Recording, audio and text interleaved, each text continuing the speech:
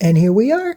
We have a 4-patch made out of 2-inch squares. It finishes at 3.5, and it's wonderful. These are perfect. If you have a lot of squares, like a lot of times I will just cut scraps from pieces and hang on to these, sew them together. This is a great way to use them up.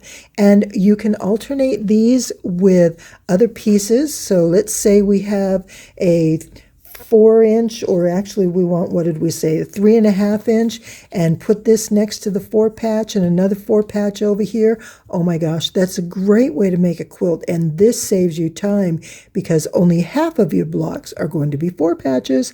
Okay, good idea. Now, where do we go from here? When I'm making a scrappy quilt, I want to use everything I have, and I want to use it to its best advantage. This has a seam. There's 2 fabrics sewn together. Now, I want to make a 4-patch out of these 2.5-inch strips. So what I'm going to do is cut this at 2.5. But remember, there's a seam. So 1/4 inch is taken in the seam. I'm going to cut this at 2.25 inches from here to here. All right, there we go. Now I'm going to turn it around and do it the other way.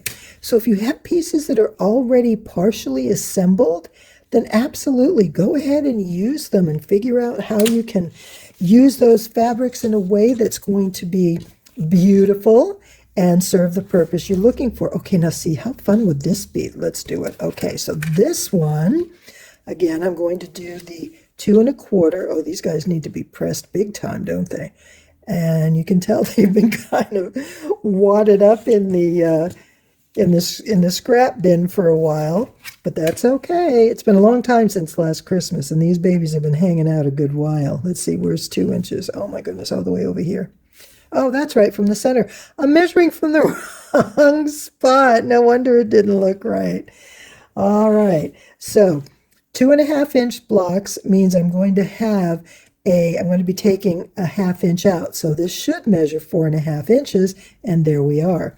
But I do want to measure, double check that I have a 2.5-inch strip, and I'm going to put that straight line on that seam, and I'm going to trim from both edges just to make sure nothing got a little funky here. All right, so you see how quick this goes together when you use pieces that are, strips that are already sewn, that are already attached. So let's put our line right here. We're going to do the same thing. If you're not paying attention, you might get something that looks like this. Not the look I'm going for. And this looks so much better, doesn't it?